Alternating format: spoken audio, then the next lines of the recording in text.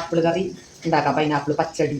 ഇത് ഞാൻ എന്താ വെച്ചാൽ അരിഞ്ഞ് ഇന്നലെ മുള അരിഞ്ഞ് ഒക്കെ ഫ്രിഡ്ജിലിട്ട് വെച്ചാറുണ്ടാണ്. ഒരു പൈനാപ്പിളിന്റെ പകുതി എടുത്തിട്ടുണ്ട്. ഒരു പകുതിക്ക് എടുത്തിട്ടുണ്ട്. ഒരു വലിയ പൈനാപ്പിൾ ആയിരുന്നു. അപ്പം അത് കുക്കറിലിട്ട് ഒന്ന് ഇതാക്കാം. കുക്കറിലിട്ട് ഒരു വിസില് അപ്പം എന്ന് വെച്ചാൽ നന്നായിട്ടൊന്ന് വെന്ത് കിട്ടും. അതിലേക്ക് ഒരു 10 ഗ്രാമിൻ്റെ അടുത്ത് എടുത്തിട്ടുണ്ട് കാന്താരി മുളക്. അത് കാന്താരി മുളകാണ് ഇടണത്. അപ്പോൾ കാന്താരി ഉണ്ട്. അപ്പോൾ അത് നമുക്ക് കറിയിലേക്ക് ഇതൊക്കെ ഇടുന്നത് നല്ലതാണല്ലോ, അല്ലാതെ അത് കഴിയില്ല.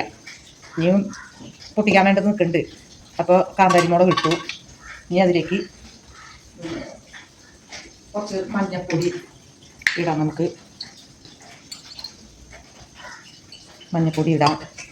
കാന്താരി എപ്പോഴും കൊളസ്ട്രോളിനൊക്കെ നല്ലതാണെന്ന് ഞാൻ പറഞ്ഞിട്ടുണ്ട്. അപ്പം അത് നമുക്ക് ഈ കിഴക്കൻ പച്ചമുളക് 2 അത് ഞാൻ ഇട്ടിട്ടുണ്ട്. 2 കിഴക്കൻ പച്ചമുളക് ഇട്ടിട്ടുണ്ട്. ഞാൻ ഇതിലേക്ക് എപ്പോഴും കാന്താരി നമുക്ക് നല്ലതാണ്. അപ്പം അത് മേടിക്കാനും കിട്ടുന്ന സാധനമല്ല. അങ്ങനെ ഒത്തിരി വേപ്പല, കറിവേപ്പലയും ഇട്ടു.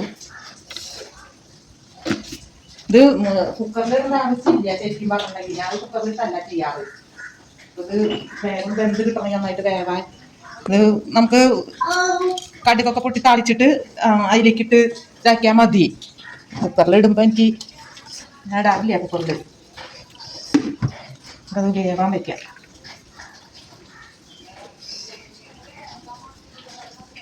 ശരിക്കും വരട്ടി വേവിക്കാൻ ചെയ്യാം. നമുക്കിത് അടച്ച് കുറച്ചൊന്ന് വേവിക്കുക. എന്നുവെച്ചാൽ നന്നായിട്ട് വെന്ത് കിട്ടൂല. വെച്ചിട്ടാണ് ഉപ്പ് തയ്യാറാക്കാം. നമുക്ക് അതിലേക്ക് ഇത്രയ്ക്കാണ് ഇതാണ് വലിപ്പം നാളികേരത്തിൻ്റെ. ഒരു 1.5 മുറി നാളികേരം എടുത്തിട്ടുണ്ട്. അത് നമുക്ക് അരച്ചെടുക്കാം. ഉണ്ടാകുന്നു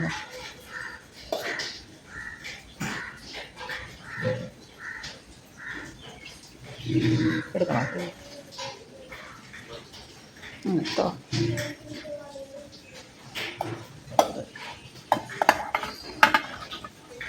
ഇത് എടുത്തു.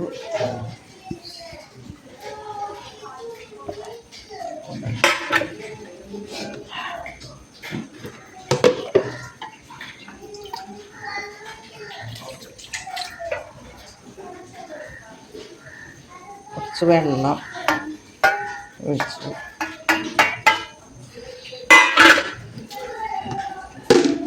ഇനി അതിലേക്ക് നമുക്ക് കുറച്ച് കടുക്, പച്ചടി എന്നാണല്ലോ പറയുക. പാവയ്ക്ക പച്ചടി വെക്കാം, ബീട്രൂട്ട് പച്ചടി വെക്കാം, ഇതിനൊക്കെ പൈനാപ്പിൾ പച്ചടി. ഇതിലേക്ക് കുറച്ച് പച്ചക്കടുക് നമുക്ക് എടുക്കാം. കടുക് കൂടി കൂട്ടി അരയ്ക്കണം. ഇതിലേക്ക് വേറെ അധികം ഉള്ളി അങ്ങനെയുള്ള സംഭവമൊന്നും വേണ്ട. പച്ചക്കടുക് മാത്രമേ വേണ്ടൂ. അതുകൂടി കൂട്ടി നമുക്ക് നന്നായിട്ട് അരച്ചെടുക്കാം. വെന്തിട്ടുണ്ട്. കുക്കറിൽ ആദ്യമായിട്ടാണ് ഇടണേ. അപ്പം ഇത്തിരി വെള്ളത്തിൻ്റെ ഇതിന് നമുക്കൊന്ന് വരട്ടി വെള്ളം വലിയണം. ഒന്ന് ഇതാവട്ടെ കേട്ടാ. പൈനാപ്പിൾ പറമ്പിൽ ഉണ്ടാവാറുണ്ട്.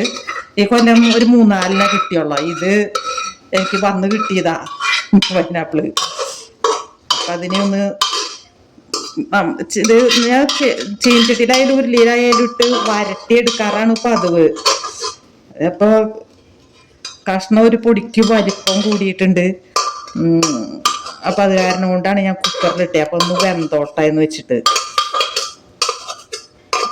ഇനി ഇത് നമുക്കൊന്ന് ആ വെള്ളത്തിനെ ഒന്ന് വലിച്ചെടുത്തിട്ട് വേണം അരപ്പ് ചേർക്കാൻ. വെള്ളം ഒഴിച്ചതല്ല, ഇതിൽ ഉണ്ടായത് തന്നെയാണ്. പൈനാപ്പിളിൽ നിന്ന് ഊറി വന്ന വെള്ളമാണ് കേട്ടാ. അരപ്പ് ചേർക്കാം. വെള്ളം അത്യാവശ്യം വറ്റിയിട്ടുണ്ട്.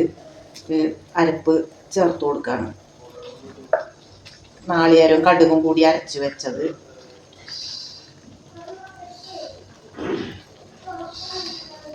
ഇത്തിരി വെള്ളം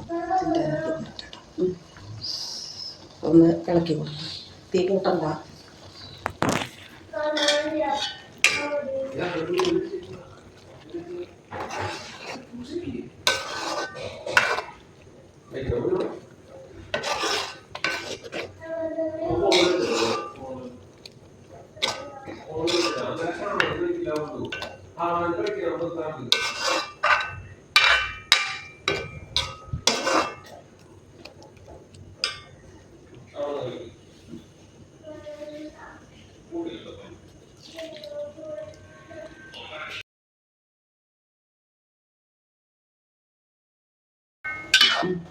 നന്നായിട്ട് തിളക്കരുത്. നാളികേരം നമ്മൾ അരപ്പ് ഇതാക്കിയിട്ട് നന്നായിട്ട് തിളയ്ക്കാൻ പാടില്ല. തിളച്ച തേങ്ങ പിരിഞ്ഞ പോലെ വരും.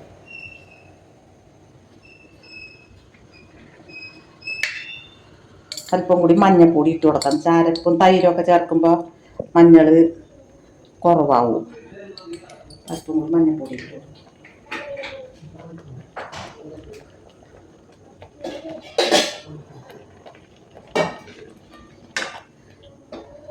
ഇതിലേക്ക് നമുക്ക് തൈര് ഒഴിച്ചു കൊടുക്കാം.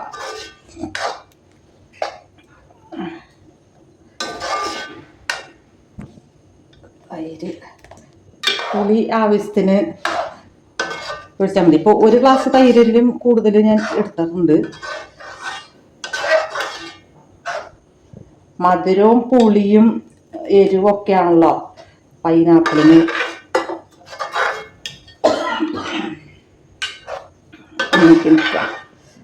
മധുരം പോരാന്ന് തോന്നിയിട്ടുണ്ടെങ്കിൽ ഒരു അല്പം ശർക്കര പൊട്ടിച്ച് നമുക്ക് ചേർക്കാം. ഇതിൽ മുന്തിരിയൊക്കെ ഇടാട്ടാ. നമ്മുടെ കറുത്ത മുന്തിരി അല്പം കുറവാണ്. അപ്പം ഞാൻ 1 കഷ്ണം ശർക്കര പൊട്ടിച്ച് എടുത്തു. 1 കഷ്ണം മുഴുവനും ഇല്ല അത്. അപ്പം അത് കൂടി ഒന്ന് അരിയട്ടെ ശർക്കര. പതഞ്ഞ് വരെ വേണ്ടു. തീ സിമ്മിലിട്ട് പതഞ്ഞ് ഇതായി വന്നാൽ മതി. ഇതേ കണ്ട, പതഞ്ഞ് ഇതായി വന്നാൽ മതി. അപ്പൊ നമ്മൾ ഇതിനി ഇറക്കി വെക്കാം. ഇറക്കി വെച്ചിട്ട് അതിലേക്ക് താളിച്ചിടാം.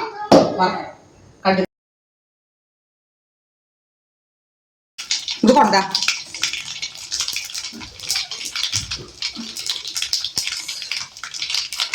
പച്ചമുളക്,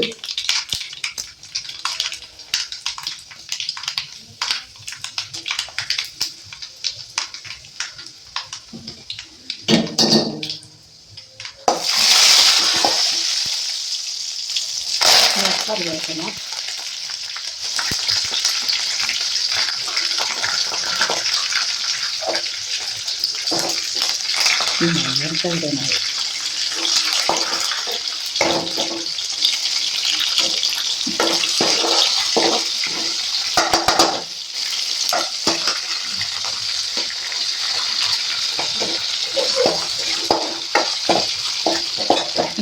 ഒരു ഭംഗിക്ക് വേണ്ടി ഒരു അല്പം കളർ കൂടി.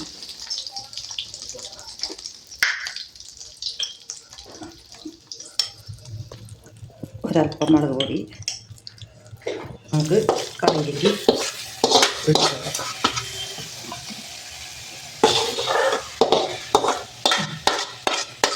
അങ്ങനെ നമ്മുടെ പൈനാപ്പിൾ കറി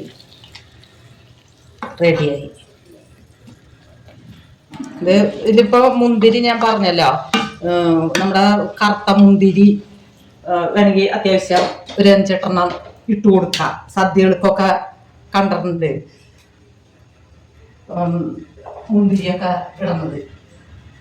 അപ്പൊ ഞാൻ മുന്തിരി ഇടണില്ല.